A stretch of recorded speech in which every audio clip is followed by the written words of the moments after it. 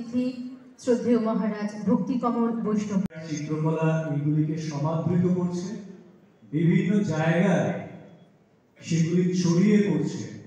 পরবর্তী প্রজন্ম তাকে নিয়ে অদ্ভুত অদ্ভুত কাজ করছেন এবং চিত্রকলায় ক্রমশ ধারাবাহিকভাবে তার ক্রমবিকাশ, তার উন্নয়ন এবং আরো বেশি সমৃদ্ধশালী চিত্র, যেটা গোটা পৃথিবীর মধ্যে ভারতবর্ষ অনন্য জায়গা তৈরি করেছে, সেই ধরনের চিত্রকলা এখন প্রতিষ্ঠিত।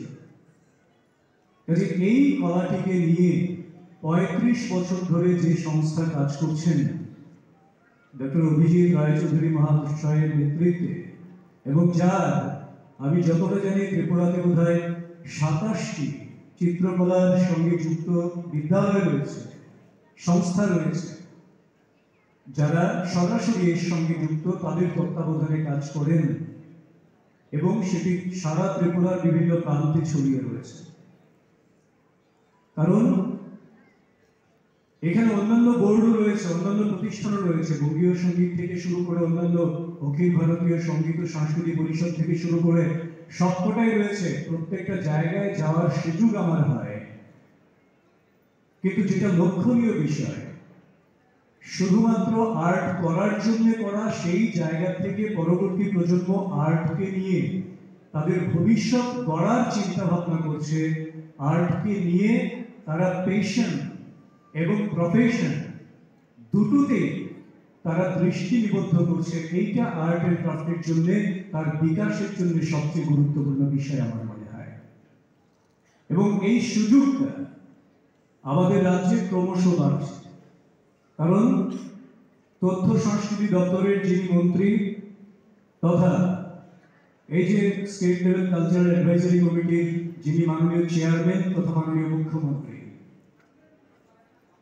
প্রফেসর ডক্টর মানিক সাহা মহোদয়, উনি সুস্পষ্টভাবে বারবার আমাদেরকে সেই পথ নির্দেশ দিচ্ছেন যে ত্রিপুরায় সাহিত্য, সংস্কৃতি, কলার ক্ষেত্রে কোনো ক্ষেত্রে যাতে কোনোভাবে অবহেলিত না হয়, পিছিয়ে না পড়ে, তার ক্রমবিকাশ, সমৃদ্ধি এবং আরো এগিয়ে যাওয়ার পথকে মসৃণ করার জন্য দপ্তর এবং মাননীয় মুখ্যমন্ত্রীর তত্ত্বাবধানে সবাই সম্মিলিতভাবে কাজ করছে।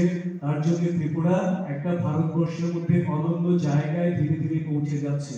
আপনারা অনেকেই অবগত আছেন, সম্প্রতি তপতী ভৌমিক মজুমদার মহোদয়া ত্রিপুরা থেকে ললিত কলা অ্যাওয়ার্ড পেয়েছেন। তার আগের বছর বাদ ছিল, তার আগের বছর ত্রিপুরা থেকে ললিত কলা একাডেমি অ্যাওয়ার্ড ত্রিপুরা থেকে পেয়েছেন, এবং বাকিরা বহু ছেলে মেয়ে স্কলারশিপ পাচ্ছেন, বিভিন্ন কিছু নিয়ে কাজ করছেন। কাজেই এই চিত্রকলার বিকাশ এবং তাকে আরো কি করে সমৃদ্ধ করা যায়, আরো কি করে তাকে ত্রিপুরার যারা উদ্ভাবনী কাজ করছেন এবং যারা প্রমিসিং কাজ করছেন, যাদের মধ্যে সম্ভাবনা রয়েছে, তাদেরকে কি করে আরো এগিয়ে দেওয়া যায়, সেই লক্ষ্যটাকে সুনিশ্চিত করার জন্য আপনারা অনেকেই অবগত আছেন, রাজ্য সরকার, ministry of culture, government of India Lalit Kala একাডেমিকে স্থায়ী জায়গা ত্রিপুরাতে দিয়েছে। তারা সেখানে নিজস্ব অবকাঠামো তৈরি করবেন, ইনফ্রাস্ট্রাকচার তৈরি করবেন, এবং সেখানে ত্রিপুরার যে সমস্ত শিল্পীরা রয়েছে তাদেরকে নিয়ে আরো কি করে তাদের অ্যাডভান্সমেন্ট করা যায়, আরো উন্নতি কিভাবে ঘটানো যায়, প্রশিক্ষণ থেকে শুরু করে সমস্ত কিছু, সেই ব্যবস্থাটি করার জন্য রাজ্য সরকার যথেষ্ট সদর্থক দৃষ্টিভঙ্গি নিয়ে কাজ করছেন।